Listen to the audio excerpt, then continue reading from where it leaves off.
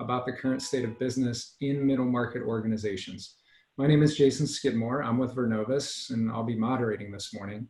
For those of you not familiar with Vernovus, we are a staffing and solutions provider focused in technology, cybersecurity, as well as accounting and finance.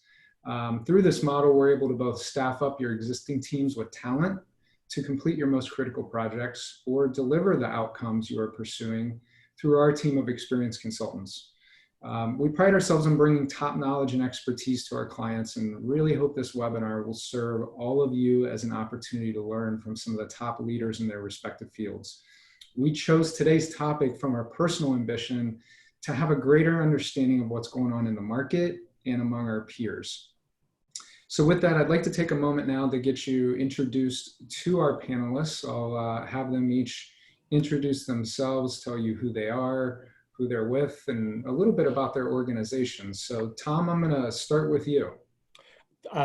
Jason, thank you, and thank you all for being here, and thank you for inviting me.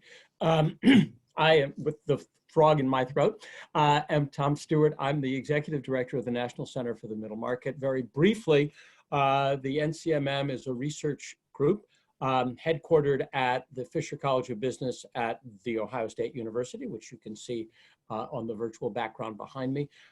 We are the nation's leading research organization devoted to studying mid-sized companies, the group of companies, 200,000 of them, that account for the middle third of US private GDP and employment, with revenues between $10 million and $1 billion a year. We do research about them, we do research for them, and we do a lot of outreach, such as this, to talk about their issues and the way they are responding to them. Thanks. Awesome, thank you, Tom. And I'll come back to you here in a moment so you can prep us on some of the data we'll be seeing this morning. Terry, would you go next, please? Hi, sure. I'm Terry Segerberg. I'm sitting in my home office since last March. Cincinnati, Ohio. I am the second generation of a family business that's in the petroleum support industry and the construction industry. We're located in Cincinnati as our home base these days, but we have satellite offices in California and Houston. We serve the US markets as well as the international markets. And we've been part of the roller coaster along with just about everybody else. Thank you, Terry. Thanks for being here today. And Craig? Thanks, Jason. Thanks for the invite. It's happy to be with you all today. My name is Craig Wallace, president of Cranel Incorporated. We're headquartered here in Columbus, Ohio. We've been in business for 35 years. Here just celebrated our 35th anniversary here just a few days ago. We are a value-added distributor in the technology space. So we sell to IT resellers and integrators and solution providers across North America, predominantly US and Canada.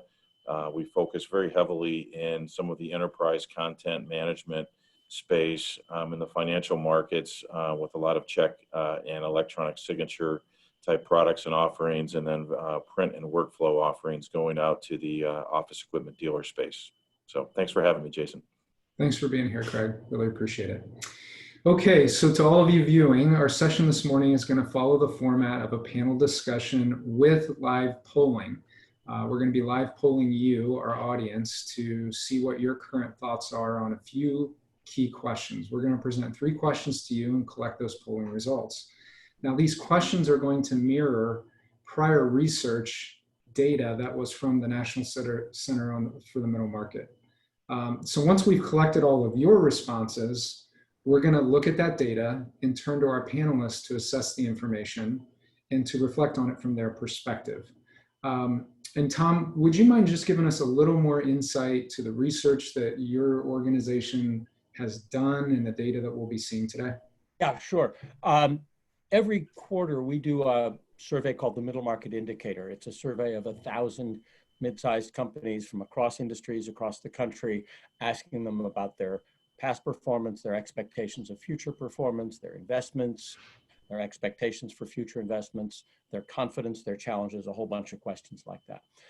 When we were coming to the end of March, we realized that with the World Health Organization having just declared a pandemic, that we were not going to get the right kinds of answers, and we'd be ignoring the elephant in the room. And so what we did is we went out and we approached a quarter of the companies we had spoken to in December. And we asked that group, we got 260 responses actually.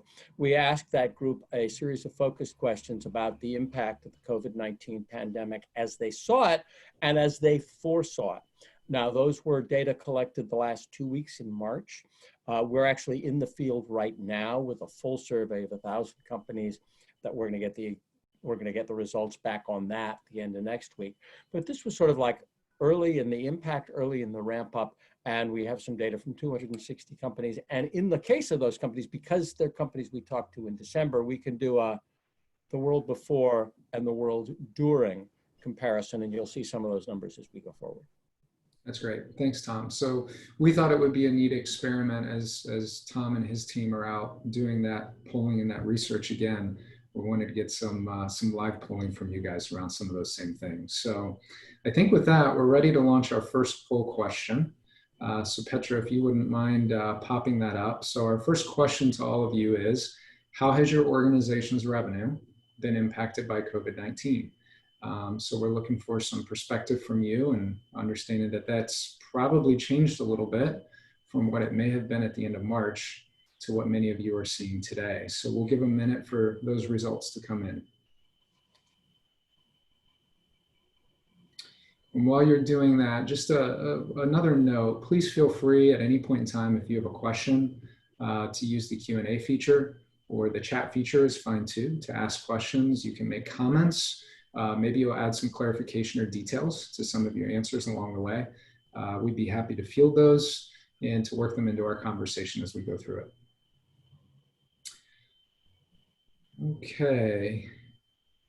Any other, looks like we have a few more coming in here. So spread across the board a little bit, down by more than 30%, seems to be leading the way. But also kind of cool to see some companies saying up 10%. Todd makes a great point in the chat feature here. We didn't have a no impact on there. So certainly if you do fall into that category, throw that in the chat quickly. If you've sort of stayed steady to where you were or nothing's changed, no impact, we'd definitely be glad to hear that as well. But all right, Tom, so here's our results. 22% say their business is up. 17% are saying down by 10%. I think everybody can see the results at this point. 28% down by more than 30%. So we'll pop up the next slide on some of the data from your prior research, and I'll go to you first. Would you like to kind of compare and contrast that for us a little bit? Well, actually, I think it compares pretty simply, pretty well. I mean, this is, as I said, this was the end of March. People were, I think, seeing, they hadn't seen the, go back up, yeah. They hadn't seen the full impact yet, but they were businesses were closing, so on and so forth. And this was like, what do you expect the impact to be in the next 3 months? So at the end of March, people looking forward to what they'd be seeing right now. And as you can see, 25% said that they thought that the impact would be catastrophic. And what was the percentage that we had that was 30% or more? Was 28%. What was it? 28%. 28%. So I would say a 30% drop in revenue is a pretty catastrophic impact. So this is interesting because we asked that question then. We asked that question also on an ACG, Association for Corporate Growth webinar in April, and we got pretty similar spread that a really serious impact on revenues, with a quarter of people saying that the impact would be catastrophic. If you look at the next slide on this, we asked a little bit more about where the impact would come. And I'm imagining that some of you would on the call would feel fairly similar things, that my operations, you know, what's going on? My dentist's office is closed, my hotel is closed, my restaurant is closed.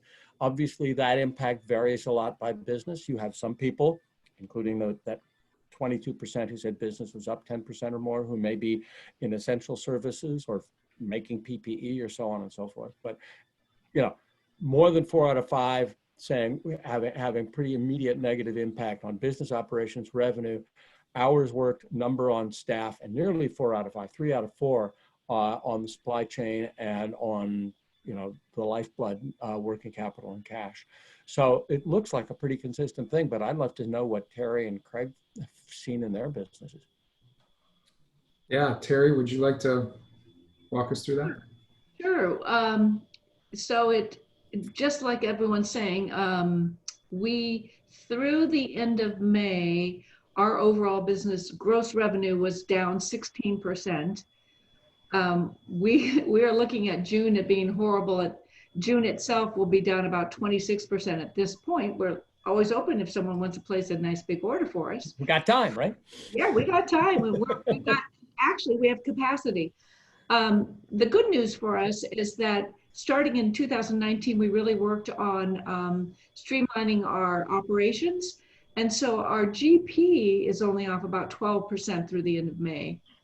So, and we actually anticipate that to improve, even if the revenues are, well, I can't say that if the revenues are down markedly. We do expect that our revenues, a lot of it is a timing issue.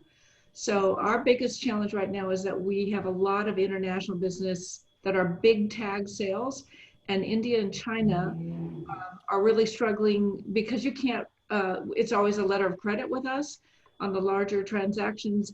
And that's always a challenge anyway. And when you can't walk into a bank and talk to the 26 bankers you need to talk to, they're not even open. So we've had transactions that were put to bed, ready to go, and then, there's nobody there to sign the papers and put the proper stamps on. So some pretty nice transactions just absolutely are dead in the water at this point. So for us, the bigger hit actually was the international business.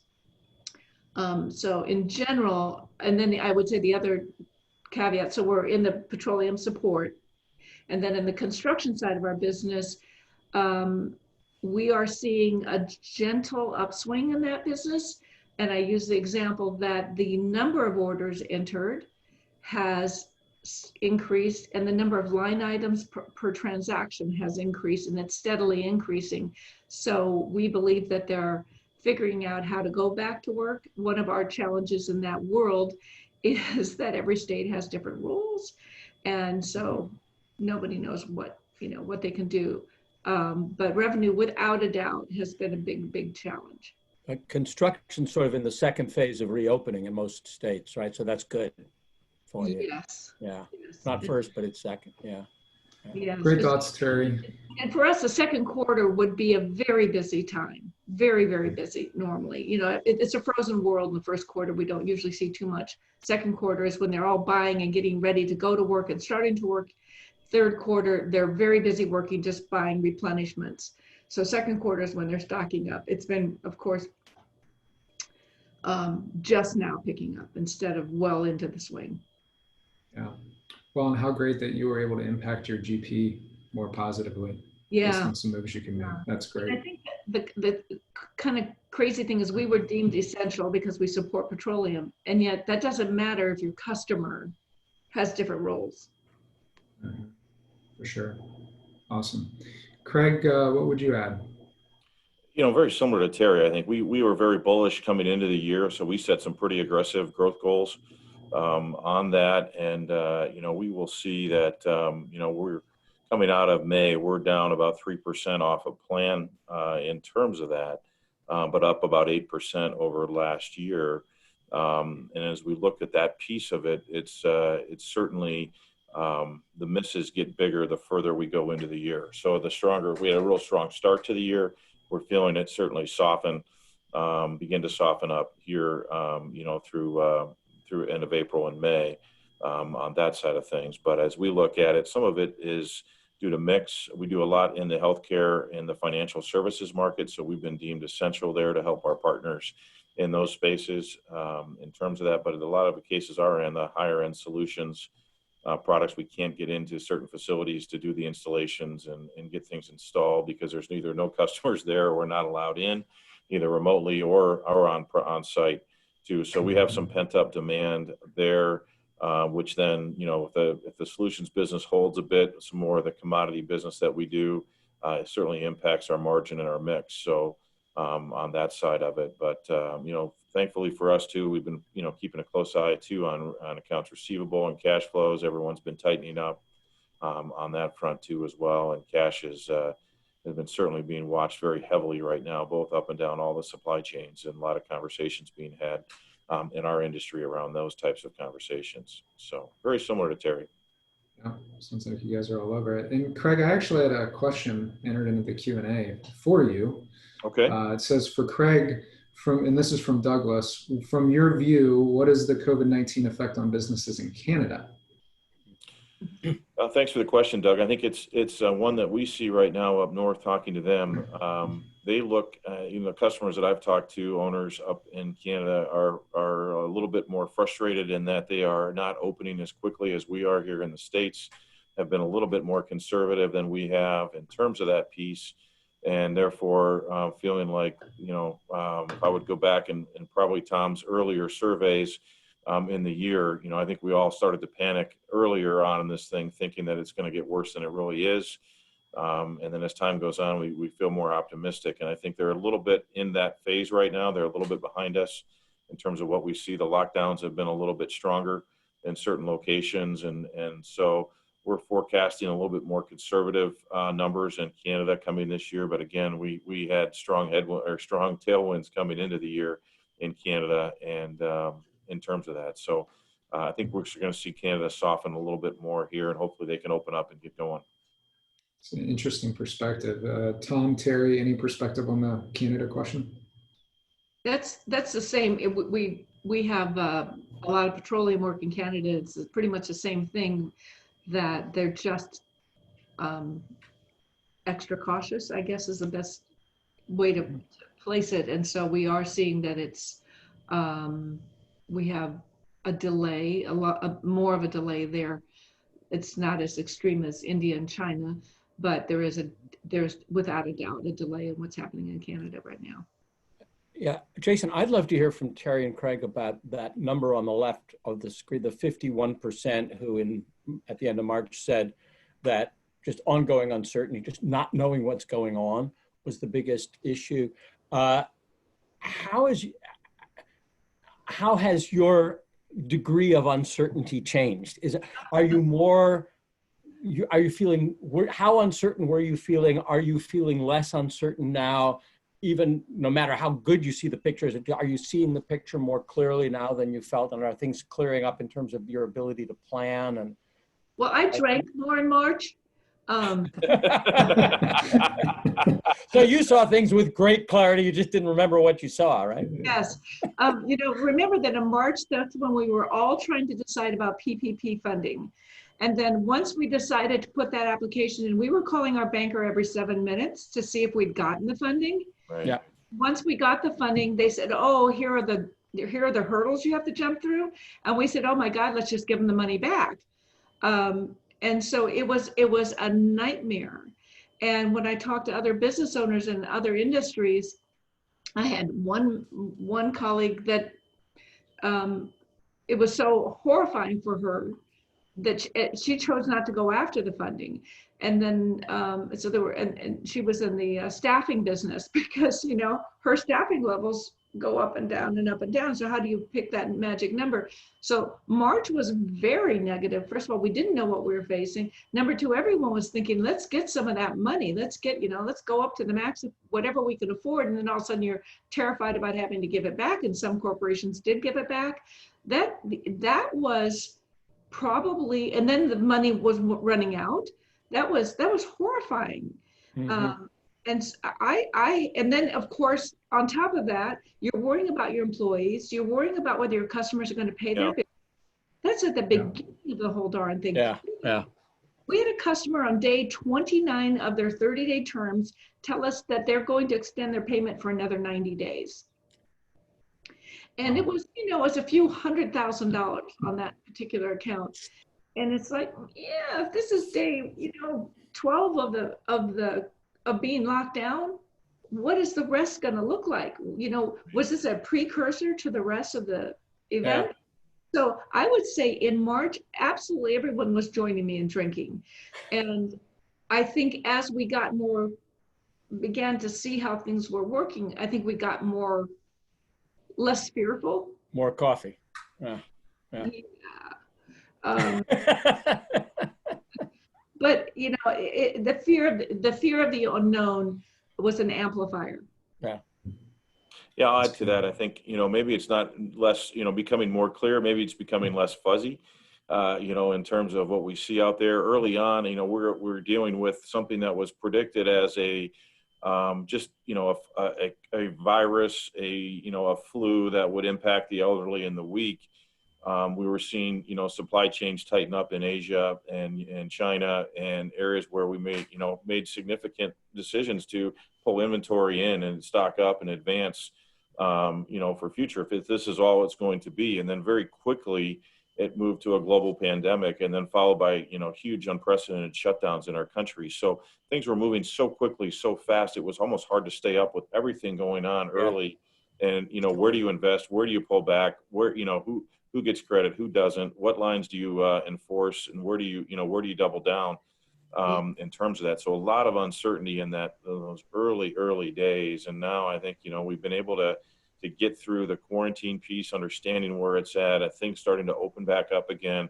We're hearing from customers about, hey, now they're starting to get their sales forces back on the street and running. How can we help with that? And in terms of those, things. So I think it's certainly becoming less fuzzy in terms of that, but clarity around what it's really going to be yet. It's still, I still think there's still some uncertainty around that in terms of what it really does look like. Well, and if we go back to that time in March, suddenly, so we're an essential business. So my production workers can still work, but I got to keep them healthy and safe. So and this is a production floor. So I've got to think that whole process. Now I have to send as many administrative people home as I possibly can. So now their dining room table is their workplace. That's, that they don't have home offices. They're donating a corner of their home with family members walking by and, the dog needing to go out. So their productivity is down. They're uncomfortable. You're isolating people. The technology isn't there. I mean, that was a huge challenge, and making sure that we weren't losing our sense of community within the organization. That's great. Yeah. Well, I'm glad you brought that up, Tom. It's interesting. It's like I often tell people, similar to Craig, I say, it's a little clearer. I just don't like what it's saying, but it's a little clearer. No doubt. Well, good segue to our next poll question. So Petra, if you can go ahead and pop that up. This is actually going to be a two-parter for everybody.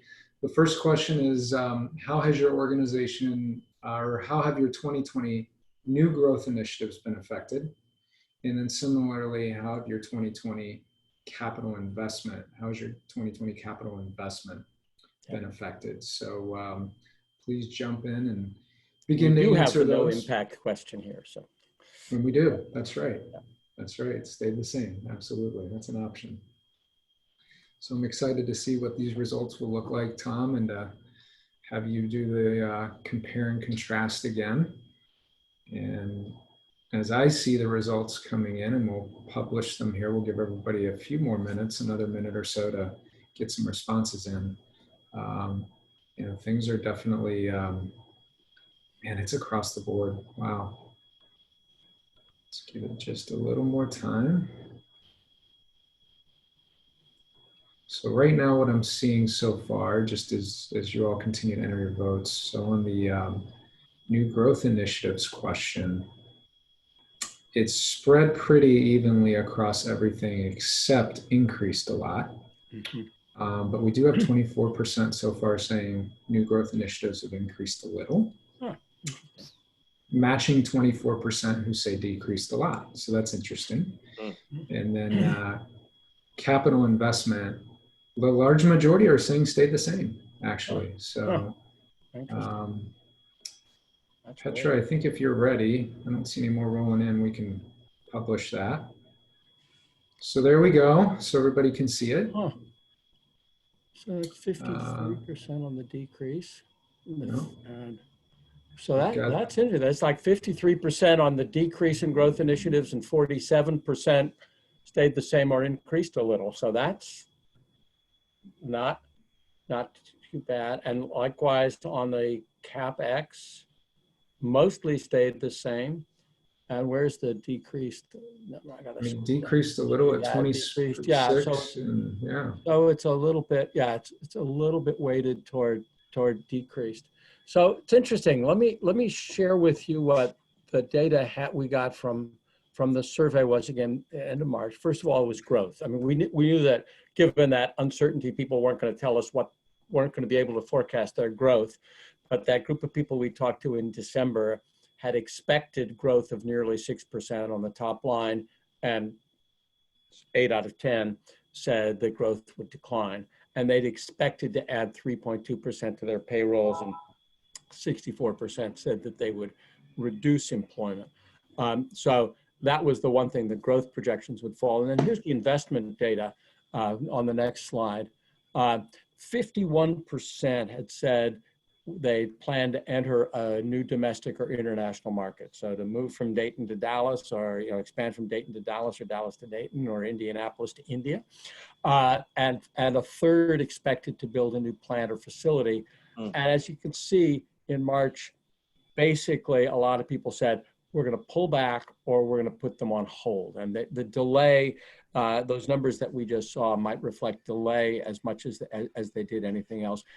What I'm hearing, what I'm seeing in our poll here is a somewhat more bullish expressions now than what we heard in March. And I'm going to infer from that 51% saying uncertainty and what we were just talking about, that a lot of people said, let's just wait. Let's revisit this decision in April. Let's revisit this decision in May. And now, as you are revisiting the decision, more and more of you are saying, it's okay, we can go with it. We saw similar things, by the way, we don't have a slide on this, on transactions, M&A deals, companies that wanted to wanted to get into the M&A market, companies that thought they might want to sell. And we basically saw a whole bunch of people saying we were less likely to make those kinds of deals, more likely to do some restructuring, and actually more likely to do some CEO changes too, but less likely to do things that I can imagine. I see you smiling, Terry. I can sort of imagine somebody saying, enough of this. I've done this for 20 years. Scottsdale's looking really good. Let the kid take over. I could imagine some people saying that. But the deal market, again, pause button pushed. But now what I'm seeing on the data here is people are saying, we pushed the pause button. We're beginning to look out. We are seeing some opportunistic opportunities. Or by the way, that Dayton to Dallas plan that we made last year is still looking good, and looks like we can probably get some real estate cheaper than we could before. Well, I think it's a great point that you make, Tom, about the difference in the timing and how people are looking at it. I know even in our organization, we've started to resurface conversations we put on hold, we stopped having. So, Craig, I'll go to you first. Would you want to add some comments around that? Yeah, I mean, I think it's, during this process, right, it was such a, immediate response phase that we all went into. We all went and played defense. How do we protect our employees? How do we get them working from home? How do we get, all the things we need to get done, security, protecting our data while in this work from home environment, all those different kinds of things. And so immediately you kind of enter into that defensive mindset, as a business owner, and you don't necessarily are thinking offense all the time immediately, but then you're always looking for opportunities though in these, in these moments in terms of that. And so I think it's one, I saw another survey here with a YPO group that I belong to, a global survey, and just the optimistic approach of saying, hey, you know what, it was really dark and ugly in April. May, it has gotten a lot better, in terms of that, in terms of optimism on what people see. And so we too are also talking about having our conversations now have morphed into new lines that we were adding, that we put on hold. For just all the main reasons we talked about, and so it's good to see those kind of conversations happening again, and inside of things as we kind of transition out from business response to continuity, keeping continuity back to kind of revival. Great, Terry. Yeah, I'm with Craig on a lot of what he said. I think once we could see a predictability or a consistency in our cash flow, that was a huge relief, because once we knew that everybody was probably dragging their payables by 15 days instead of 15 months, that allowed us to say, okay, we can plan for that. I also think that in general, we realized that everybody was kind of rooting for everybody else. I know that sounds funny, but one of the things we had on our books was the voice of the customer interviews, and we had the best conversations with our customers in that process. And it's hard to get customers to give you the time of day, really. You get a handful of responses generally. We had wonderful conversations, much deeper conversations than we would have had in the past. And we found those really insightful and rewarding. And actually, we have a better understanding of one element of our industry today than we had 2 months ago, thanks to those conversations. And I think it was because people were hoping it was a two-way street, and through their conversation with us, they might also get some more insight. So it's odd, but I almost think that if people are in a more positive mindset, talking to one another within their industry, what can I learn from you? And so that was very hopeful for us. So in terms of growth initiatives, we had a plan. There was nothing happening in the first 6 months because we are really focusing on streamlining how we utilize data and implementing we're 52 years old. So we have a lot of old things that needed to be cleaned up. That was our plan for the first part of the end of last year, the first part of this year. That hasn't changed. We are keeping an ear out and have had that intention for the right acquisition. We did one two and a half, 3 years ago. We're ready for another one. So that hasn't changed. So no, and we didn't have any major other big plans. I would say that we had spent quite a bit of travel dollars at the end of last year into expanding our international footprint. A little bit of saving there. Yeah, awesome. Well, and wow, we've got some really great questions coming in to the Q&A. So I'm going to hit one of these right now and circle back to a couple others. They're all very relevant. But since you just keyed on that international piece, Terry, one of the questions is there any thought about reducing supply line dependence from international suppliers? So I don't know if any of you have that, or if you've thought of that. We are America first. Okay. So for us, that has been our mantra for 52 years. So other than Canada, which we consider to be our sister country, we do happily bought products and have a wonderful relationship with Canada. We have always chosen to buy, starting with Cincinnati and moving out. I have a very important, my roots are in small business growing bigger, so I believe in supporting locally. So for us, we buy very little internationally. Got it. And then another question that I think is relevant to what we were just talking about, when we talk about growth plans and investment, the question is raised, how critical is it for SMBs with good cash flow to implement analytics and accelerate digital transformation programs to preserve and thrive, which is interesting. We were discussing that a little bit right before this webinar started. So I don't know if any of you want to jump on that one. Yeah. But Craig, that's for you. We were just talking about it beforehand. I was laughing.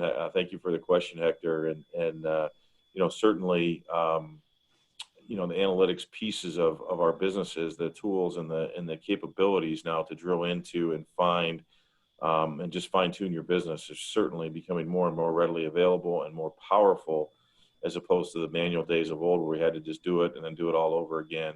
On that side of things. So we're, the analytics that we're getting out of our systems that are helping us and driving us to create some new products and new offerings for our clients in these days and age, and in this day and age on that side of it. And, I see a question from Ryan here too as well regarding, has this environment caused you to reevaluate your service offerings, and is it permanent?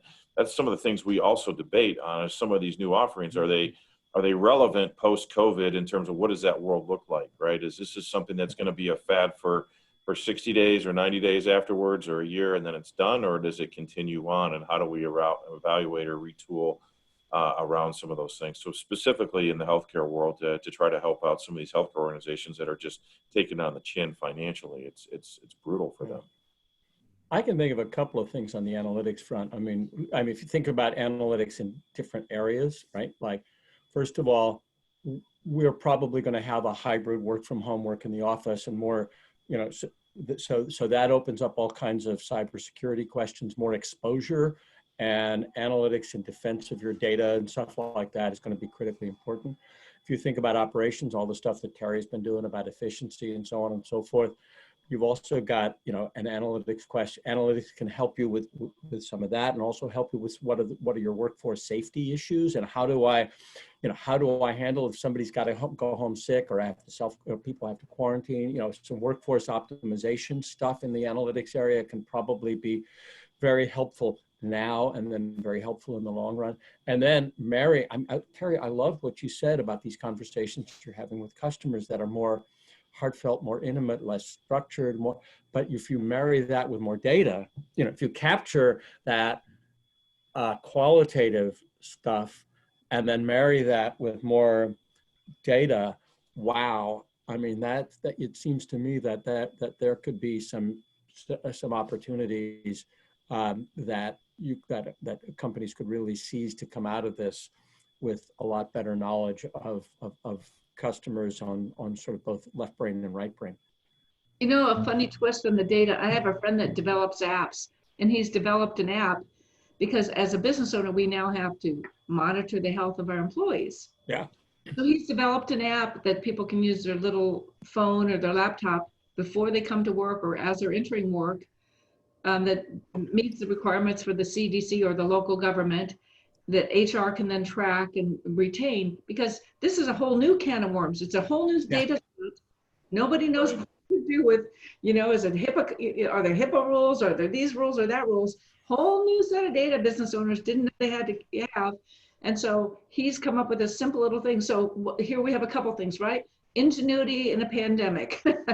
And yet more data for us to collect and figure out how to manage. So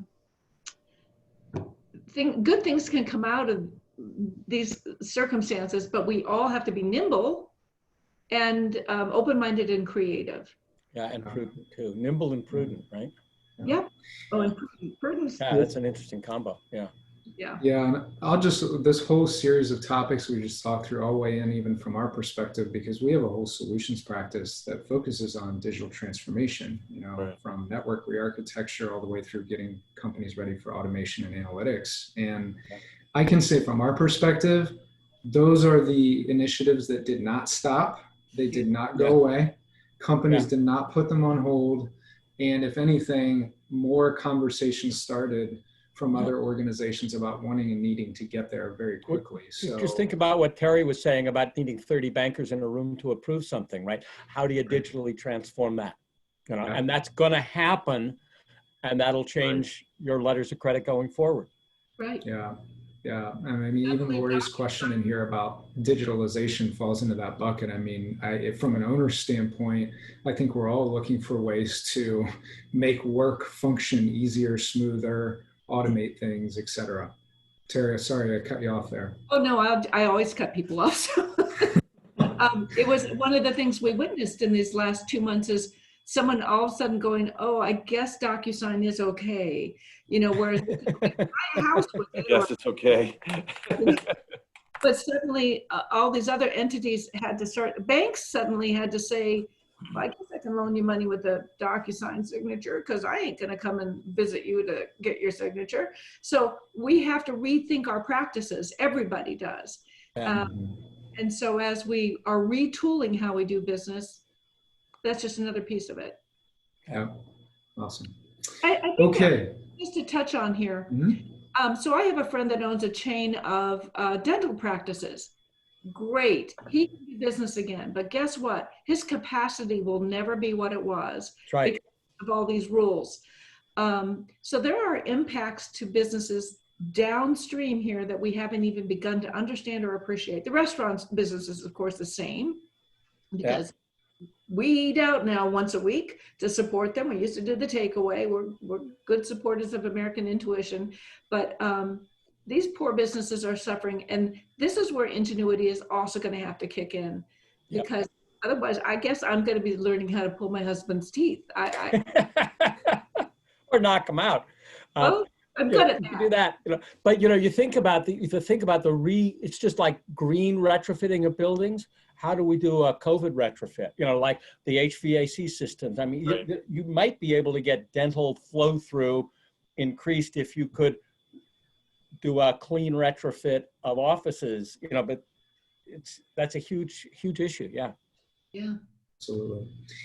Well, I'm going to move us to our third polling question, and we still have more questions coming in, so please continue to submit those. We're probably going to run over at this point, but we're happy to do that and keep the conversation going. So question number 3, as you look forward, what are your biggest challenges? And we're asking everyone to select their top 2. So what are your top 2 biggest challenges as you look forward? And we'll, again, as those responses come in, we'll turn to Tom for some of the prior data that the National Center for the Middle Market has collected and compare that and get some comments from all of our folks. But really glad to see this level of interest and participation in this topic. Thank you all for being with us today. This has been an exciting conversation. Okay, so polling still in progress, results still rolling in. Client engagement and acquisition is the very clear front runner right now, currently at 81%. Yeah, client or customer. Yeah, that would. Wow. Yeah. Wow. Yeah, and coming in a close second, which I think we could have potentially anticipated so far, is employee safety, ensuring safety for employees and customers. So we'll give it just a few more seconds here. I'm seeing a few more tick in. Talent acquisition comes in as a comment, and that's a There good you point. go. Yeah. Yeah, very good point. Okay. That's right. I think we're ready to publish. Looks like we've got as many as we're getting here. So there you go. Interesting. 82% client engagement and acquisition, 46% employee and customer safety. So those are the big 2. So the question we asked was a slightly different question, and so therefore the answer we got was a slightly different answer. We asked, again, at the end of March, where are you feeling least effective as a manager? And what are you struggling the most with? And the good news is over there on the right is that people felt that IT and communications, the Zoom rooms we've all been in and so on and so forth, were the things where they felt they were in control and were pretty effective. And you'll remember, if you remember back to that earlier slide, the biggest impacts were on revenue and operations. Operations comes in here as not one of the biggest areas where managers feel ineffective. Supply chain, they feel more ineffective about supply chain. I can control what's going on in my own 4 walls. It may be a mess. Customer safety, employee safety may be difficult, but at least it's mine. Supply chain is outside my 4 walls, and there I'm feeling like the levers I have to pull aren't connecting to anything. The other thing that was interesting is in this group, customer experience showed up again as something less under my control. So, and one of the top areas where managers felt ineffective. So I think it's a fairly similar response. And I'm kind of this sort of the customer connection, rebuilding customer connection really strikes me as being what Terry, it's what you were saying, and Craig, both of you, about what you've been doing, rebuilding those customer connections, finding out how they're doing, is the biggest issue here. Good. Yeah, I've been really impressed. I've talked to several business owners that from almost day one decided to sit down and start calling their clients and customers and just say, hey, how you doing? Is there anything I can help you with? You know, they were smaller businesses than we are, but I was really impressed with that concept of outreach. And we've done the same thing. It's more effective with our construction clients. And well, we have thousands of those, so you can't make that kind of personal phone call. But to the extent that we have sometimes nothing better to do, We have been making those phone calls. You start with the most active customers and work your way down, in part to reassure them. I think letting them know that we're still here, that we're here to support them, that our employees are still the same employees. I think that's really been well received, but it's a difficult process some of our equipment and products are very technical, and not being in Zoom is great, but there's only so much you can do when you can't really see a facial expression to see, are they really hearing what you're saying, and is it really connecting, or are they just going, what they're really doing is looking out the window over the top of their monitor. We don't know if we've engaged them. And then I have like a friend who was in the trade show business. That industry is gone. And so how does she, and one of the things she's kind of retooled it so you can have a Zoom trade show where the person hosts it at her facility and the people sign on like we are signing on to this meeting. So ingenuity is gonna solve some of that, I think. Sure. The client experience, but we're not gonna, I don't know, I guess we're doing this. So. But it's so interesting. I don't want to interrupt Craig, but you think about all the emails you've got or the ads you've seen. We're here for you. Yeah, right. But the phone call, how are you, is really different. Yeah, it's one where, we're a technology company, but we still go to market face to face with people. We think the face will win in our relationships and our business with our clients. And as opposed to just, it's not a website, generated business where people come in and do order fulfillment through. And so we've leveraged very, very heavily those times of just continued building relationships. And it's not just how are you doing, but hey, how is your soul doing in this process? How are you really doing with this lockdown and your kids and your spouse, or all those different types of things, and been able to get much deeper with people that not only just our current clients, but prospective ones that maybe have not necessarily been very open to a phone call in years gone by because they're happy with who they're buying from. Have been much more open to that. And we've been able to further relationships in this time because we're taking the time to dig deeper and be personal and care about them as human beings, but first, before we care about their purchase orders. So the face-to-face conversation before might end up with, how about them Buckeyes? But now it's ending up with, how's your kids? Right. And it's a better conversation. Absolutely. Which favors our business model. Interesting. Yeah. And Craig, I don't know if you've seen this too, but I've been really studying the different generations and how we have to modify our work environment for Gen Z versus Gen X and so on, because they're very different generations and how they function. And Right. I'm proud of it. And I like talking to people, and I guess I can't hug anybody anymore. But what I have found in this environment is that just exactly what you just said. The great modifier is that everybody is hungry for that personal connection. I have yet to receive an email, except from a bill collector, that says, hey, how's your family? Everybody safe? Every one of them starts that way. And I feel like they're genuine. Yeah. Yeah. Well, and to wrap all of that around, what we saw was just an additional depth of vulnerability and people being willing to talk about things that maybe we wouldn't have thought to talk about before. And from our standpoint, leaning, like you guys said, into our existing client base actually is what produced any fruit that came during that period of time. If there was any more business to have, it was with companies and contacts that already knew us and trusted us. Right. If they had it to give. Interesting. Yeah. So when we make a good working environment, so we want to love and retain our employees. And the poll shows that's important to a lot of our respondents and people participating here today. That's showering down, right? So we keep our employees safe because we care about them, which means their families know that we're caring about them. And this is the peace, love piece of it, but it's important. And in this environment, that radiates to our customers, because my employees talk to our customers. And when they can say to them, oh yeah, no, they're taking really good care of us. No, I feel great at work. That's another positive image for my business. Yeah. Couple more questions I'll try to get to very quickly here. I know we're over. what kind of future manufacturing growth do you expect to land in the U.S. as a result of the projected business to return? Jim is asking. I'll jump on that here real quick. I think we represent so many different manufacturers from all over the globe, and that a lot of that was heavily concentrated in China. From a sourcing perspective, we had a fair number here in the U.S.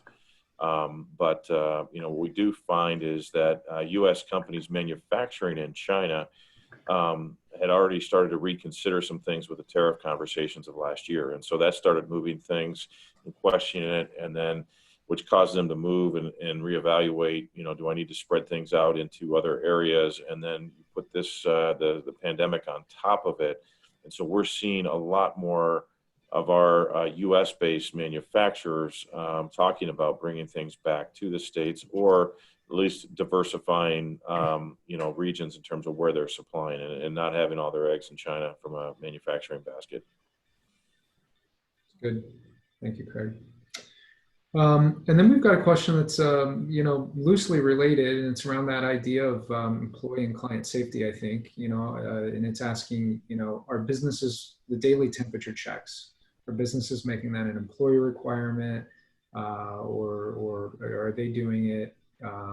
So just as an FYI to whoever may be asking that, we've done some previous webinars related to that topic with a lot of great intel on how businesses are handling that. So we'll be happy to get that out to you. But Terry, Craig, Tom, any quick thoughts you want to give on that? Well, we're very strict about it because there's this unknown liability floating out there. Yeah. So start with that, because that's the biggest threat in a way, right? But then there's also the other side of it, which is I want the employees to believe that I can say I care, but this is demonstrating that I do care. I go back to my friend that's developed the app that we can use. That's a very simple way to prove it. So we do care, we're doing it. A lot of hospitals are doing that, and others are doing it as a in some cases it's a requirement. But the other thing I think about in all the work I've done with customer experience and design of services, there's a great phrase, which is tangible evidence. Yes. If you've got a car door and you can kick the tires of a car, you can get tangible evidence, or what you think is tangible evidence of quality. In services, tangible evidence is a little harder to come by. The crisp white watch caps that McDonald's burger flippers used to wear back when was tangible evidence of cleanliness. And Hilton's talking about how now there'll be a tangible evidence of a guy wiping down surfaces during peak check-in times at Hilton. All that stuff used to be done behind the scenes. And so I think whether it's temperature checks or redesigning work so that you work in a pod of 6 people and you can easily isolate, or no communal refrigerators, you'll bring your own lunch, creating tangible evidence, and not BS tangible evidence, but real tangible evidence of safety, both to customers and employees, is a pretty good way of thinking about this. And you can think, taking the design thinking perspective, what are the use cases? What are customer journeys? And where do we need to provide tangible evidence for the children at story hour at the public library, for the people in the checkout line at the grocery store, or whatever it might be, so that you create that. I think that's a way of breaking that problem down into a series of things that you can do, and temperature checks may be part of it. Great comments. Okay, I don't see any more questions. If somebody has a last question, though, feel free to throw it in. But in lieu of that, I'll just kind of move to any parting comments. Terry, I'll start with you. Anything to wrap us up with? Words of wisdom. I think my only thought is that, to keep positive. I think that March was overwhelming. Each month we figure out how to be ingenious and use data better, use our circumstances better, listen to our employees, because they are the front line. They know what's going on. They know whether a vendor is letting us down, or a customer has problems, or a coworker has problems. So I think as the owners of businesses and leadership in a business, it's really important that we listen to them and not think we know it because we're so smart, and keep a positive attitude. I think that solves a myriad of problems. And so it's a very simplistic view, and I am Pollyanna sometimes. So That's my solution. Thank you for that perspective. That's great. Craig?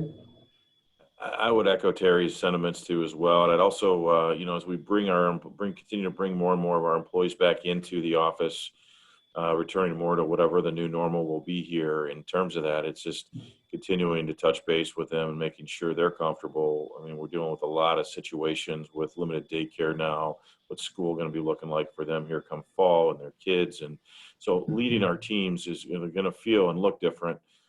You know, from that side of it going forward. And, you know, we just continue to evolve and adapt as an organization to help, you know, focus on that. So some of it's inward, a lot of it's outward.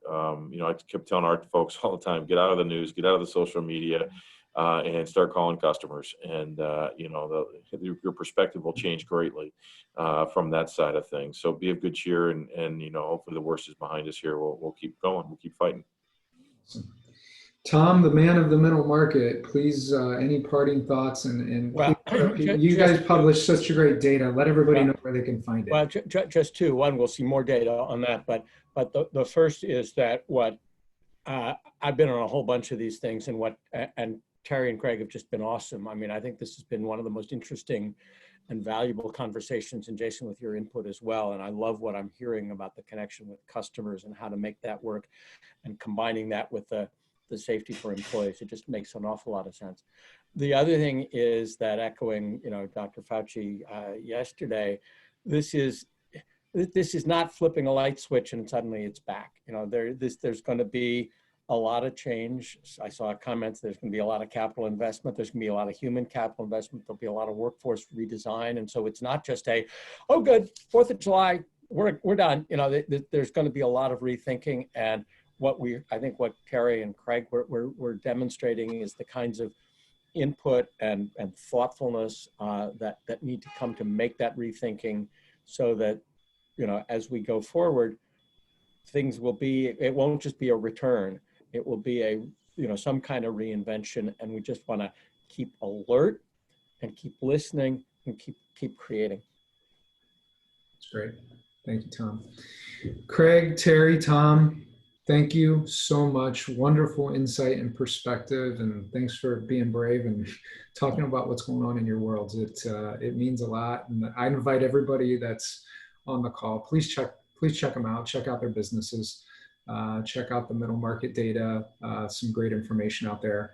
We did record this. We will send out the information, the slides that you see here, the recording itself, so that you can review it again or pass it along to anybody else. But really appreciate everybody sticking with us. It's been almost a full hour. We planned on 45 minutes, but I think in this case, that's a very good thing. So the last 15 minutes were the best. Awesome. Awesome. All right. Thanks, well, good luck to everybody. Thank you so much. Thank you. Thank you. Sure. See ya. Bye.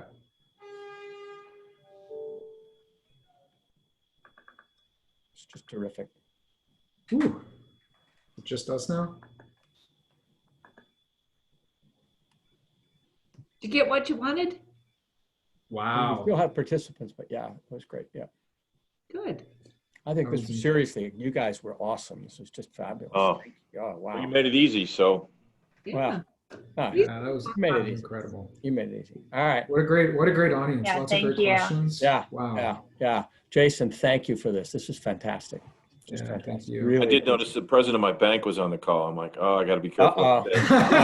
So your cash flow's fine. Everything. That's great. That's great. No, that's I good. had too much interest, but it's all right.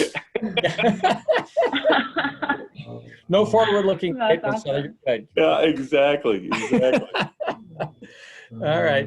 Okay. See Well, thank y'all. you guys so Okay. much. We'll see you. Right.